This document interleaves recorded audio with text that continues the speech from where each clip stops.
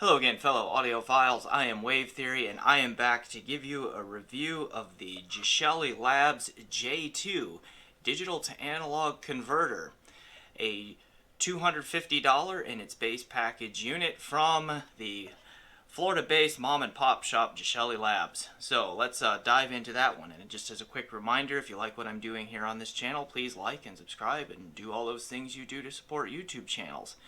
All right, back to the DAC review. So,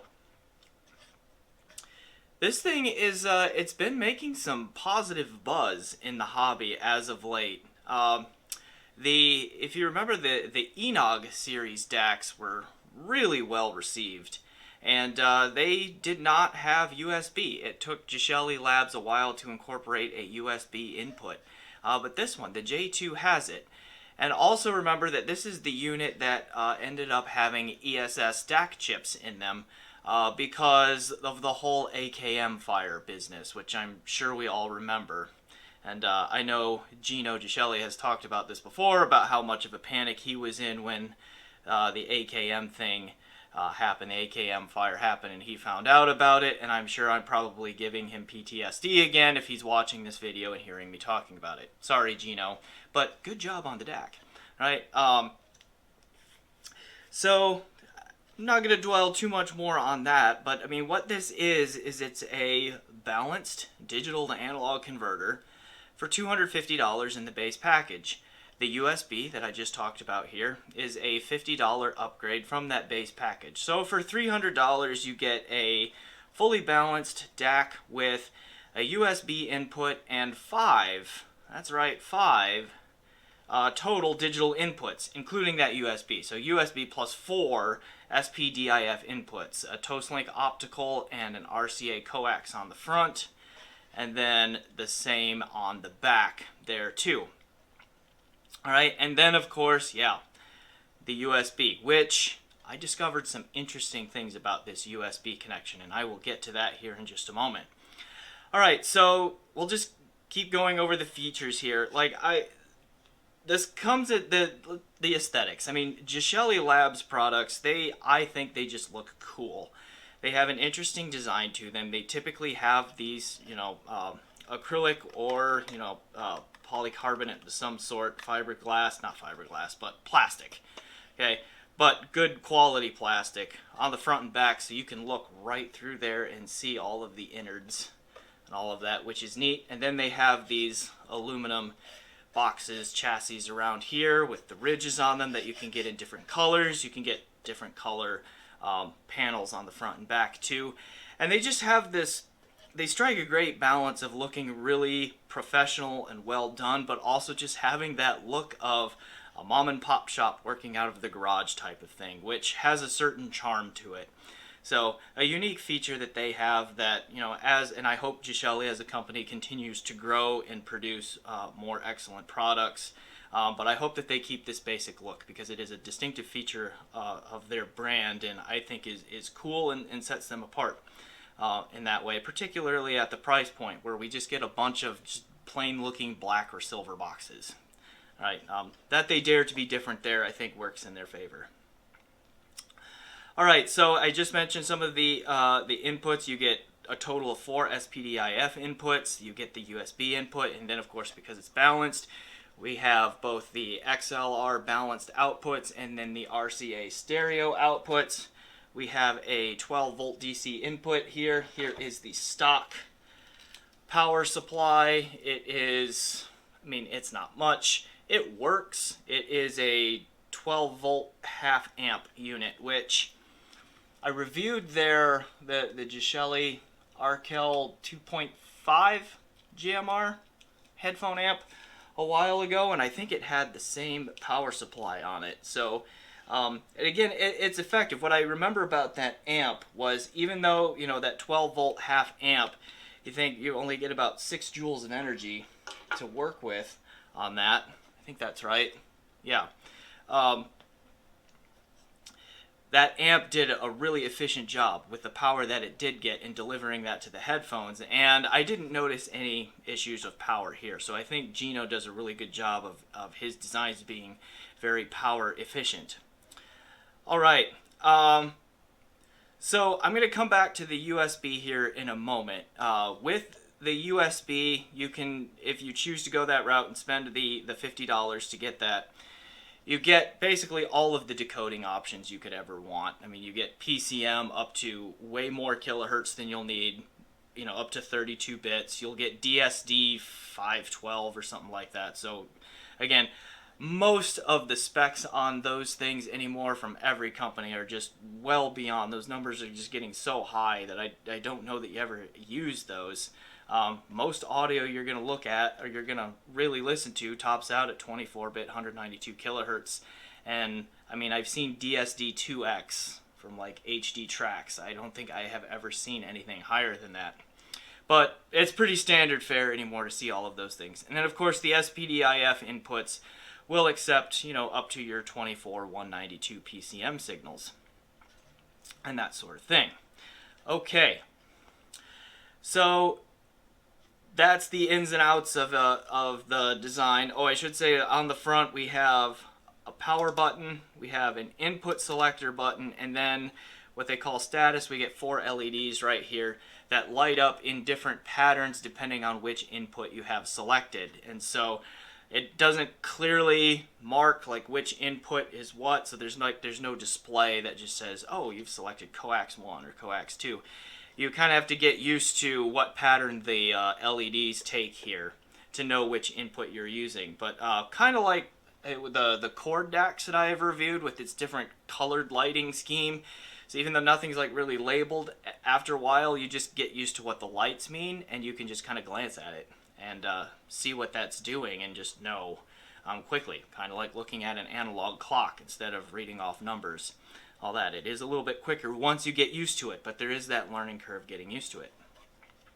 All right, on this thing, the sound. Truth be told, this is most likely the best sounding DAC under $250 or under $300. Again, whatever option you go with, like it sounds really good. It really does. You get a very neutral presentation. For those of you who are concerned about measurements, like it measures well beyond any thresholds of concern. Like there's nothing to worry about in its measurements. So you get a very neutral presentation. The soundstage has some decent width and a little bit of height and depth. Like it's not super wide, but it's also not super narrow. But at the price point, it does a really good job with positional effects of imaging and separation, placing sounds within that sound field where they're supposed to be, putting space between them. That the detail retrieval / resolution here is really good. The macro dynamic impact is also really solid. It'll give you a good little punch when you need it, but it's also not over the top. And then also it's very clean. The sonic background is very, very quiet. In fact, I don't think I actually ever heard the sonic background or the noise floor on this thing that I can think of. Right? It sounds really good. It probably is the reference DAC for $250 or $300 most of the time. All right? There are a couple of things with the USB input that I think are worth talking about, though. And so they kind of, and those things might determine whether you want to choose this one or get the $200 shit Modius, which is also a balanced DAC.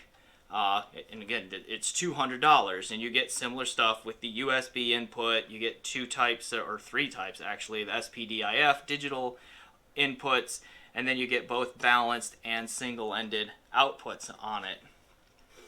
There. So, what is this question that you need to answer between whether or not you choose these? Because in most cases, I do think the J2 sounds a little bit better. We should expect it to. It's slightly more money, okay, so that makes sense.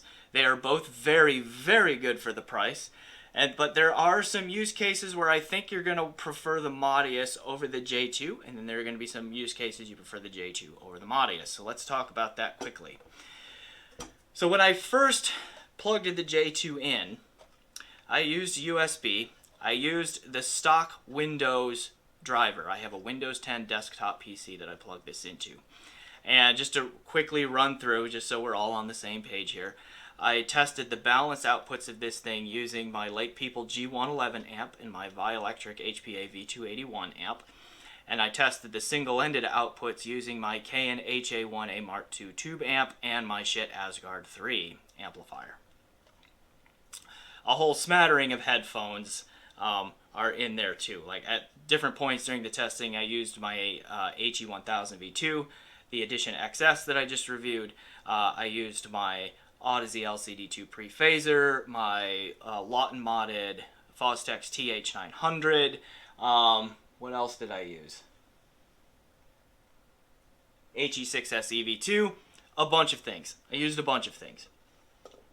Okay, so back on track there with talking about the USB. So when I first got this, I just used the stock Windows plug-and-play driver, if you will. Fired up Audervana and all of that, and it sounded good. It was a little softer than I expected it to be, but it was still an enjoyable sound. Then when I started doing A-B comparison with the USB inputs from the balanced outputs with the Modius, I noticed that the Modius was punchier, wider in the soundstage, and I thought it did the imaging and separation a little bit better. And at different points in the frequency spectrum, I think through the mids in particular, it had a little bit more resolution and a little bit better timbre. And that really puzzled me. I didn't expect this to what really sounded to me just flat out beat the J2 in quality.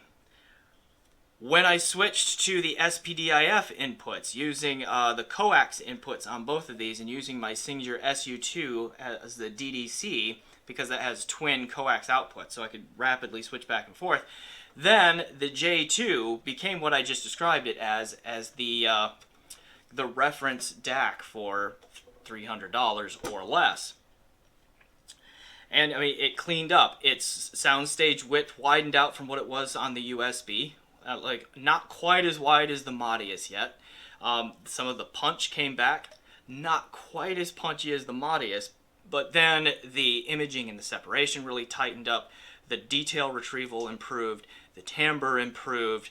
Like cymbal crashes sounded a lot more even and natural and not as shimmery and that sort of thing. Some of the bass texturing came out a little bit more and so forth using that SPDIF. So I could clearly hear at this point that the J2, was the overall more refined, more complete, higher performing DAC. Even though the Modius consistently stages a little bit wider, is just a little bit warmer in signature, and it punches harder. Okay, those three things are characteristics of the shithouse sound, right? The bigger sound stage, the slight bit of warmth in the tuning, and then that physicality. Like those are all traits of the shithouse sound, and they're in here. Those traits still are a little bit better than the J2. The J2, when it's performing up to its maximum, is just behind Modius on those things, but it also brings more resolution, a little bit better detail, better imaging and separation, and an overall more refined, more complete, believable sound to it. So I was getting that from SPDIF, but not from USB on these. So the person who loaned this to me is a friend of the channel, a different friend of the channel than the one who usually does. This one wishes to remain anonymous. That's okay. And he and I were talking back and forth about like why I might be hearing these USB differences. We came up with a bunch of different ideas. For one thing, the Unison USB implementation that Shit uses, their in-house solution, is really good. It just is really good.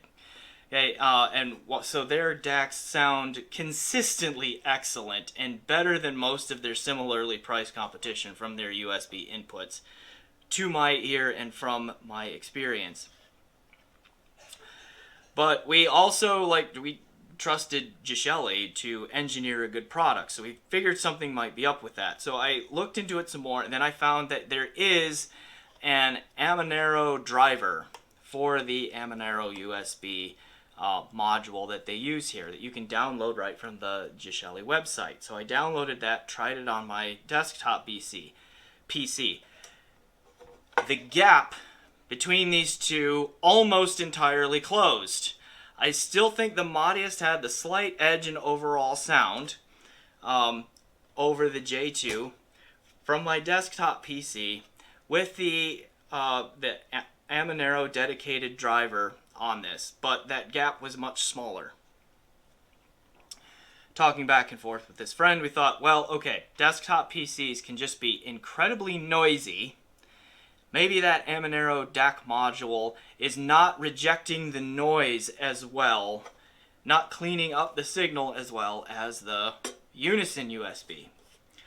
What if I connected these things both to a battery-powered computing device and then used USB that way? So I got my Microsoft Surface Pro 4 out, let it run off of its battery power, plugged each of these in using, I used AudioQuest Forest USB cables for both of them, one with this style USB connection and then micro for the Modius.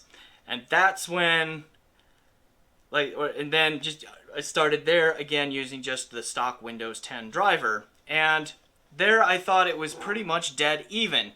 The Modius still sounded about as good as it ever did, which is, again, excellent for $200. But the J2 was at least dead even. So again, this one, the Modius, was still just a little bit warmer, a little bit wider, a little bit punchier. It just is more of those things than this one. Okay, but the resolution, the imaging and separation, the timbre, and those sorts of things of the J2 started to pull ahead a little bit, but just a little bit. Then, using the Amonero driver on the battery-powered Microsoft Surface, and then plugging this into USB, boom, it lit up. Okay, that's where the really excellent and clearly better than Modius performance came in. So like as I mentioned, from SPDIF, the J2 was always better than this one. This one is still warmer, wider, punchier. It's just the traits of it, but all of the other things come out in the J2's favor. Right, so they did that for SPDIF, but using my battery-powered Microsoft Surface laptop with the Amonero USB driver that I was able to get through the Geshelli website, then the J2 started outperforming the Modius in the same way from USB that it did from the SPDIF inputs before it. So, what does that tell me? I think that means that the end user, whoever's considering these things and like which one of these two to buy, needs to first ask the question, do I need USB? And if the answer is yes, what are you plugging that USB into? Desktop computers tend to be really, really noisy. An advantage that Shit's USB implementation still has is that it rejects and cleans up that noise and gives you more of the audio signal very, very well. Give the Amonero module on the J2 a nice clean USB signal though, and you can hear why I am saying that this is most likely the best digital to analog converter under $300 right now. Okay, so that's something to think about. Another thing you might want to think about is all of what I just described there was from the balanced outputs. Now, usually it is best to use these lesser expensive balanced DACs from their balanced outputs. At these price points, the balanced tends to perform better. That is not because balanced topology is inherently better. It's not inherently better. But at this price point, when these things are designed to be balanced, most of the care and part selection goes, most of the care of design and part selection goes into their balanced nature, which means they're going to perform better from their balanced outputs than their single-ended. A quick note on that, I think that once you solve that USB issue that I just talked about, I think that the J2 also does a better job from its single-ended output than the Modius does. It's proportionally better too.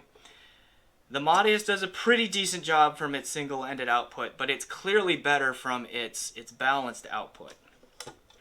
The J2 is also clearly better from its balanced output, but the gap between its balanced output and its single-ended output is smaller than is found on the Modius. So, if you are running a system where you have, one headphone amp that you use from your balanced output, or even a speaker amp, and then you have, like, say, a tube amp that only accepts a single-ended input, or you have desktop speakers or something like that you might want to use the single-ended output for. The single-ended output here is fairly strong. It's still behind the balanced output, but it's still pretty good. And the gap between the two is fairly small for a DAC of this price point. Okay, I think that really sums it up. So, yeah, there is a lot of praise out there for the J2. It is well deserved. I will say again, I think it most likely is the highest performing DAC, both, or at least from a subjective sound quality standpoint. It also measures very well, but from a subjective sound quality standpoint, it is really clean. You get excellent imaging and separation. You get excellent detail retrieval. You get very good timbre and just a very convincingly real presentation for the price. The thing you have to be careful of is just, do you need the USB, and what are you plugging that USB into? You really need to make sure that your USB source is as clean as you can make it. But assuming you do that, really good. Easy to recommend. So, yeah, there it is. I will leave it right there. So, I am Wave Theory. Thanks for watching my review of the Geshelli Labs J2 DAC. And until next time, enjoy the music.